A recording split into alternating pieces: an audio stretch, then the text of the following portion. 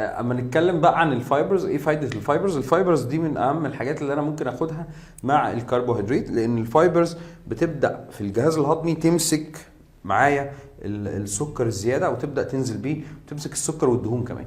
يعني ممكن تحسن السكر وتحسن الدهون عن طريق ان هي بتقلل امتصاص السكر المصاحب للوجبه.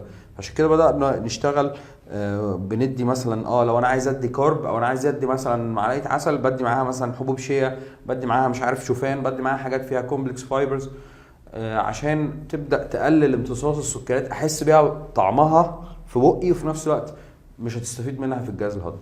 تمام. طيب يا دكتور، بس سؤال اخير، بس بالنسبه برضو ان احنا عايزين ناكل عيش وفيه عيش شوفان وعيش شعير، بيفرقوا في هل كومبلكس وسيمبل، ولا هل جلايسيميك اندكس بيفرقوا في ايه؟ يعني انا اقول لك عيش الشعير افضل لمرضى السكر، بيستخدموا عيش الشعير بشكل افضل، بيفرقوا ايه عن بعض؟